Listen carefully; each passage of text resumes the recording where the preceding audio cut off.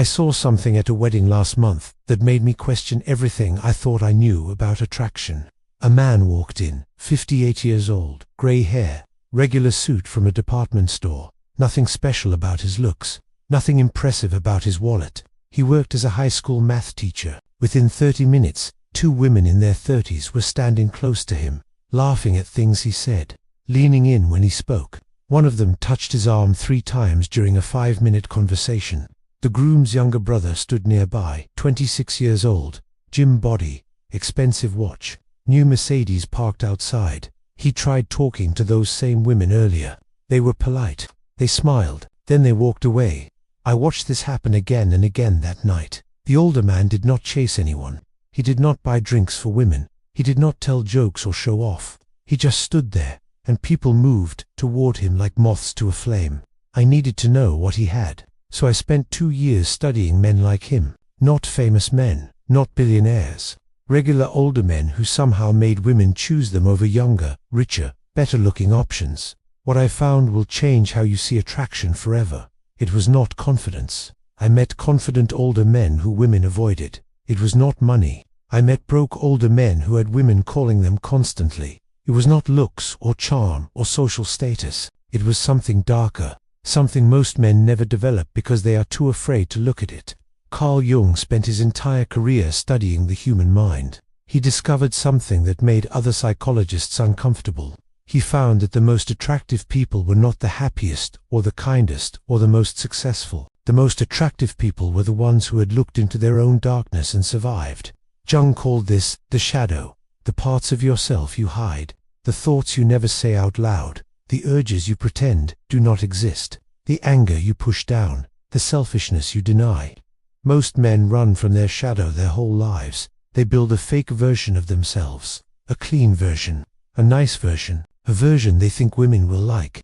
But Jung discovered something strange. He found that people could sense when someone was hiding their shadow. They could not explain it. They just felt something was off, something was fake, something was dangerous. Women especially can feel this.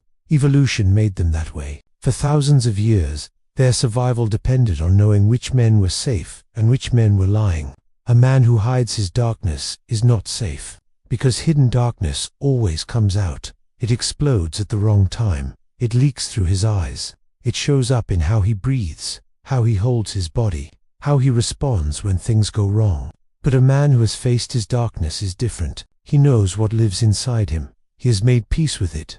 He is not at war with himself anymore, and women can feel that peace from across the room. Friedrich Nietzsche wrote about this over 100 years ago. He said that man is something that shall be overcome.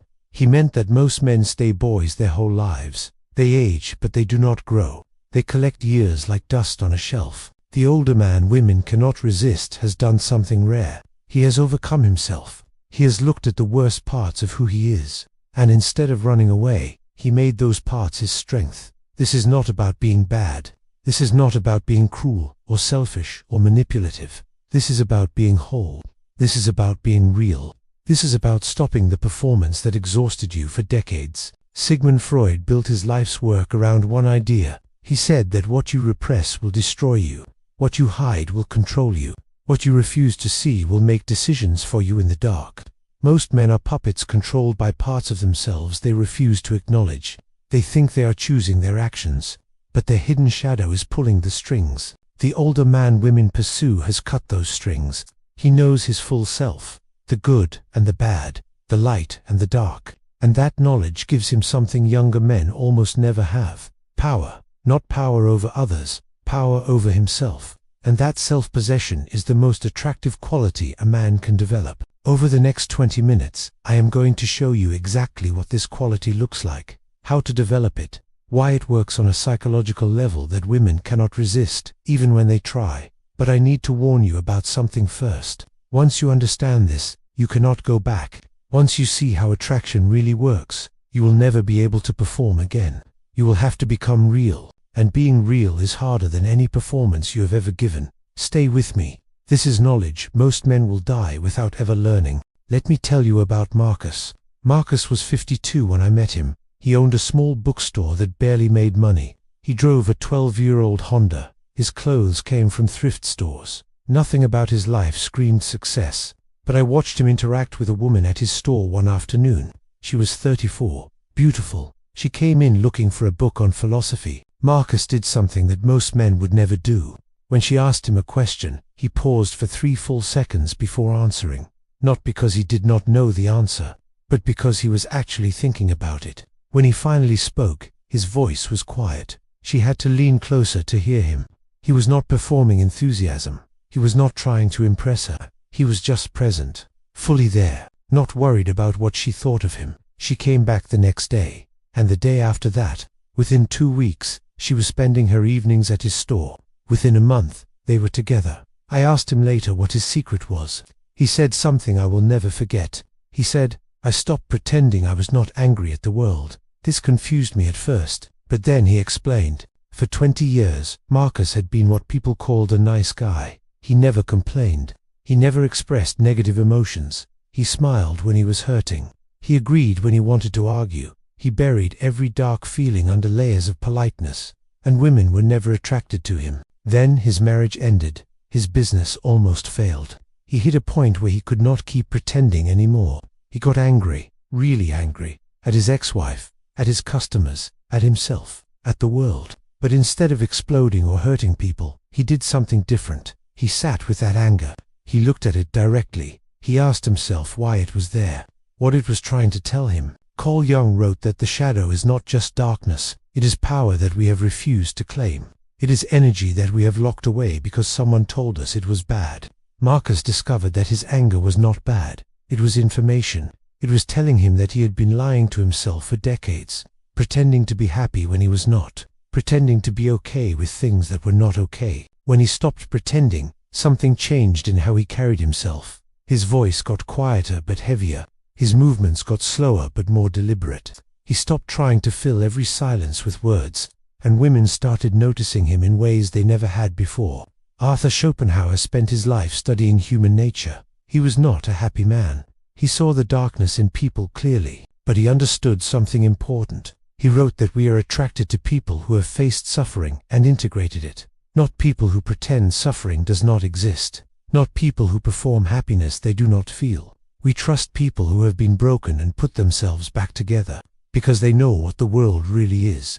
They are not living in fantasy. They are not going to fall apart when reality hits. The older man women cannot resist has usually been broken at some point. His marriage failed. His business collapsed. Someone he loved died. He lost something that mattered. But instead of becoming bitter, he became real. He stopped hiding from pain. He stopped pretending life was fair. He accepted that darkness is part of existence, and paradoxically, this made him more attractive, not less. Nietzsche called this amor fati, love of fate, love of everything that happens, including the terrible things, including the unfair things, including the things that hurt. When a man can look at his pain and say, "Yes, I accept this," something shifts in his energy. He becomes solid, unmovable, not because nothing bothers him, but because he has learned to stand in the middle of things that bother him without falling apart. Women sense this stability immediately. They have spent their lives around men who fall apart under pressure. Men who smile until something goes wrong, then explode. Men who seem strong until they are tested, then crumble. But a man who has integrated his darkness does not crumble. He has already been to the bottom. He has already faced the worst parts of himself. There is nothing left to fear. Sigmund Freud discovered that we are attracted to people based on what he called repetition, compulsion. We are drawn to people who remind us of unresolved patterns from our past. But there is another kind of attraction, an attraction to people who have resolved those patterns, people who have done the work we are afraid to do, people who have faced the demons we are still running from. When a woman meets a man who has integrated his shadow, part of her recognizes something rare, someone who has stopped lying, someone who has stopped performing, someone who might actually be safe because he knows exactly what he is capable of. This is not about being perfect. This is about being honest. Honest about your darkness. Honest about your capacity for selfishness and anger and cruelty. Because when you are honest about your darkness, you can choose not to act on it. But when you pretend it does not exist, it acts on its own. There is a specific moment when a woman decides whether she wants you or not. It is not when you make her laugh. It is not when you buy her dinner. It is not when you compliment her or show her attention. It is when something goes wrong and she watches how you respond. I saw this happen at a restaurant 2 years ago. An older man was sitting with a younger woman. First date, I could tell. She looked nervous. He looked calm. The server brought their food and spilled red wine all over the man's white shirt. The server panicked, started apologizing over and over, grabbed napkins, made it worse. The man did not move. He looked down at his shirt. Then he looked up at the server and smiled. Not a fake smile, a real one. He said, "It is okay. Accidents happen. Take your time cleaning up." His voice was quiet. No anger, no frustration, just acceptance. The woman across from him changed in that moment. Her body relaxed. She leaned forward. Her eyes softened. I watched her fall for him right there. Why? Because she just saw something most women never see in men. She saw emotional control that came from genuine internal work, not performance. Carl Jung spent years studying what he called individuation, the process of becoming your full self. He discovered that most people never complete this process. They stay fractured. Part of them wants one thing, another part wants something else. They are at war inside themselves their whole lives. But some people do the work. They integrate all their parts. The angry part, the scared part, the selfish part, the loving part. They stop fighting themselves. And when you stop fighting yourself, you stop needing to control everything around you. This is what women cannot resist. Not a man who never gets angry, but a man who feels anger and does not let it control him. Not a man who never feels fear, but a man who feels fear and acts anyway. Not a man who never wants selfish things, but a man who wants them and can choose something else. Ernest Becker wrote a book that changed psychology forever. He argued that everything humans do is driven by one thing: the fear of death, the fear of not mattering, the fear of being forgotten. Most men spend their lives running from this fear. They chase money to prove they matter. They chase women to prove they are alive. They chase status to prove they will be remembered. But they are running from something they can never escape. And that running makes them desperate. And desperation repels women faster than anything else. The older man women pursue has stopped running, not because he solved the problem of death, but because he accepted that it cannot be solved. He knows he will die. He knows he will be forgotten. He knows nothing he does will last forever, and somehow, accepting this made him free. Thomas Ligotti wrote about this in ways that made people uncomfortable. He said that consciousness is a tragic mistake of evolution. That awareness of our own mortality is a curse we cannot escape. Most people read that and get depressed, but some people read it and feel relieved. Because if life has no inherent meaning, then you get to create your own meaning. If nothing matters in the cosmic sense, then you get to decide what matters to you. The older man who attracts women has usually had this realization. He has looked at the void. He has accepted that life is brief and often unfair and ends badly for everyone. And instead of falling into despair, he decided to live anyway, to care anyway, to love anyway, not because it will save him from death, but because it makes the time before death worth living. Peter Wessel Zappef was a Norwegian philosopher who studied human consciousness. He argued that humans survived the horror of existence through 4 methods: isolation, anchoring, distraction, and sublimation. We isolate ourselves from disturbing thoughts. We anchor ourselves to values and beliefs. We distract ourselves with entertainment. We sublimate our terror into art and achievement. Most men use these methods unconsciously. They distract themselves with work. They anchor to ideas about success. They isolate from thoughts about aging and death. But the integrated older man uses these methods consciously. He knows he is distracting himself. He knows he is creating meaning where none exists naturally. He knows he is building anchors in a meaningless sea. And this awareness changes everything, because he is not lying to himself anymore. He is not pretending his distractions are ultimate truth. He is choosing them with full awareness. Women can feel this difference. They have spent their lives around men who believe their own lies. Men who think their job really defines their worth. Men who think their achievements will make them immortal. Men who are terrified of being seen as weak or scared or lost. But a man who has faced the void does not need to lie. He can admit weakness because he knows everyone is weak against death. He can admit fear because he knows fear is the rational response to existence. He can admit being lost because he knows nobody actually knows where they are going. This honesty is magnetic, not because it is dark, but because it is real. Let me tell you what happened when I tried to apply this knowledge myself. I was 43 years old, divorced, working a job I hated. I had read all the books on attraction, tried all the techniques, learned the conversation tricks, practiced confident body language. None of it worked. Women could tell I was performing.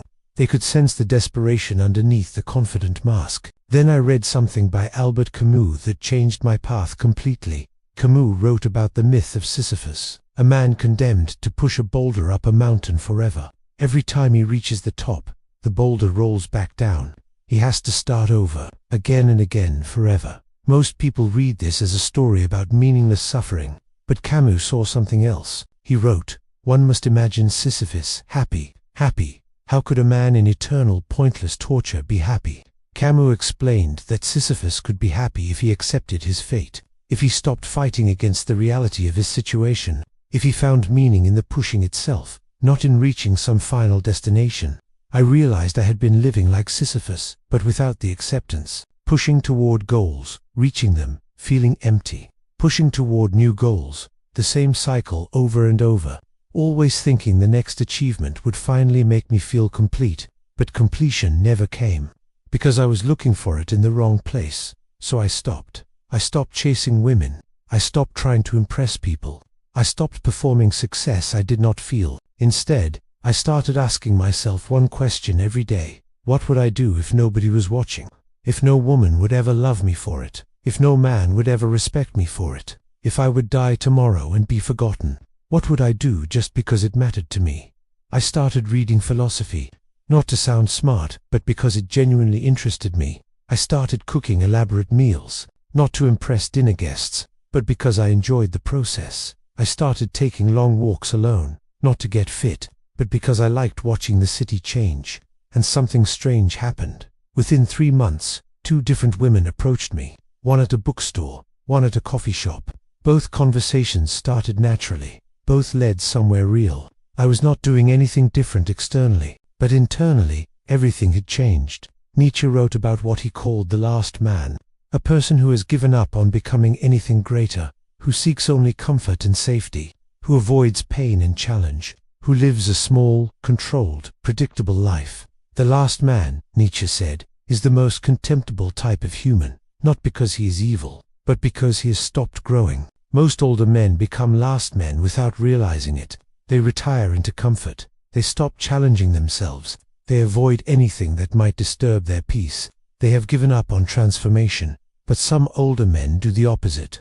They use age as fuel. They know time is running out. They know death is approaching. And this knowledge makes them more alive, not less. They take bigger risks because they have less to lose. They speak more honestly because they have stopped caring about judgment. They pursue what matters to them because they know tomorrow is not guaranteed. This energy is intoxicating to women, not because it is reckless, but because it is authentic. It is someone actually living instead of waiting to live. Arthur Schopenhauer wrote that life swings like a pendulum between pain and boredom. When we are struggling, we want peace. When we have peace, we become bored. We are never satisfied. Most men respond to this by seeking more pleasure, more entertainment, more distraction. They try to escape the pendulum. But the integrated older man does something different. He accepts the pendulum. He knows that pain will come. He knows that boredom will come. He stops trying to escape the fundamental nature of existence. And in that acceptance, he finds a strange kind of freedom. He is not controlled by the need to feel good all the time. He can sit with discomfort. He can tolerate uncertainty. He can exist in the space between pain and pleasure without falling apart. Women notice this immediately. They have spent their lives around men who cannot handle discomfort, men who need constant validation, men who fall apart when things get hard, men who need her to manage their emotions for them. But a man who has made peace with the pendulum does not need her to save him from his feelings.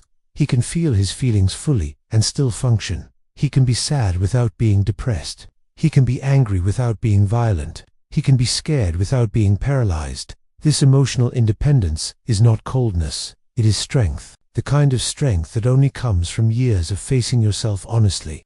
Sigmund Freud discovered that most people spend their energy repressing uncomfortable truths about themselves, about others, about reality.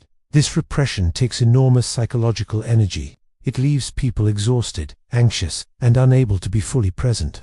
But when you stop repressing, that energy becomes available. You can use it to actually live, instead of using it to maintain lies. The older man women cannot resist has stopped repressing. He knows his darkness. He knows his limitations. He knows his mortality. And knowing these things has made him more powerful, not less. I am going to tell you the hardest truth you will hear today. You cannot develop this quality by trying to develop it. You cannot perform authenticity. You cannot fake integration. You cannot pretend to have faced your shadow when you have not. Women will know. They always know. Carl Jung wrote something near the end of his life that summarizes everything I have told you. He said, "The privilege of a lifetime is to become who you truly are, not who you think you should be, not who your parents wanted, not who society expects, who you truly are underneath all the masks and performances and lies." Most men never claim this privilege. They die wearing masks they put on decades ago. They play roles until the curtain closes. They never let anyone see the real person underneath, and they wonder why they feel so alone. The older man women cannot resist has removed his masks, not all at once, not perfectly, but gradually, painfully, honestly. He has looked at the parts of himself he was taught to hide, his anger, his sadness, his fear, his desire, his pettiness, his cruelty, his weakness, and instead of judging these parts, he asked them why they exist, what they are protecting, what they are trying to tell him. This is the work that changes everything. Not positive thinking, not confidence building, not social skills training. This deep archaeological dig into your own psyche. Nietzsche wrote, "He who has a why to live can bear almost any how." The older man who attracts women has found his why. Not a borrowed why, not a why someone told him he should have. His actual why. The thing that makes him get out of bed even on days when nothing matters. For some men, it is creating something. For others, it is learning something. For others, it is experiencing beauty. For others, it is helping people. For others, it is simply witnessing the world before they leave it. The specific why does not matter. What matters is that it comes from inside him, not from external validation. When a man has found his why, he stops needing women to complete him. He stops needing their approval to feel worthwhile. He stops needing their attention to feel alive. And paradoxically, this is when women want him most, because he is complete on his own. He is not a half person looking for another half. He is whole. Albert Camus wrote about the absurd hero, someone who recognizes that life has no inherent meaning, but creates meaning anyway. Someone who knows the boulder will roll back down, but pushes it up with full commitment. This is the older man women cannot resist. The absurd hero who knows nothing he does will last forever, but does it with complete presence anyway. He loves knowing love will end. He creates knowing his creations will be forgotten. He connects knowing connection is temporary. He lives knowing death is certain. This is not nihilism. Nihilism says nothing matters, so why bother? The absurd hero says nothing matters cosmically, but everything matters personally. Let me give you the practical path forward, because understanding this intellectually means nothing if you do not apply it. First, stop performing for 1 week. Just 1 week. Do not try to impress anyone. Do not hide your bad moods. Do not fake enthusiasm you do not feel. Do not laugh at jokes that are not funny. Be boringly honest about how you actually feel. This will be terrifying. You will think people will reject you. Some will. Let them. They were only attracted to your performance anyway. Second, spend 30 minutes every day in silence. No phone, no music, no distractions, just you and your thoughts. Write down every dark thought that appears, every selfish impulse, every angry feeling, every scared moment. Do not judge them, just observe them. This is how you begin to integrate your shadow, by seeing it clearly, by naming it honestly. Third, ask yourself what you would do if you had 6 months to live. Not what you think you should do, what you actually want to do. Then ask yourself why you are not doing it now. Most men realize they are living someone else's life, following someone else's script, pursuing someone else's definition of success. The older man women pursue is living his own life, following his own script, pursuing his own definition of what matters. Ernest Becker wrote that humans need to feel heroic. We need to feel like our lives mean something. We need to feel like we are part of something bigger than ourselves. But most men seek this feeling in the wrong places, in money, in status, in women, in achievements that will be forgotten within decades of their death. The integrated older man has found his heroism in something deeper, in facing himself honestly, in becoming whole. in living authentically, even when it costs him comfort. This is the quality women cannot resist. Not because it makes their lives easier, but because it shows them what is possible. It shows them that someone can actually do the work, can actually face the darkness, can actually become real. You have a choice right now. You can close this video and go back to performing, back to pretending, back to the comfortable lies you have been telling yourself for years. Or you can start the hardest work you will ever do, the work of becoming who you actually are, the work of integrating your shadow, the work of facing your mortality and choosing to live anyway. Most men will choose comfort. They will die as strangers to themselves. But some men will choose truth, and those men will discover something worth more than any attraction, technique, or dating strategy. They will discover freedom, the freedom that comes from finally stopping the performance, from finally being seen as they actually are, from finally living as themselves instead of as someone they think they should be. This is what women cannot resist. Not your performance, your truth. Now go, do the work.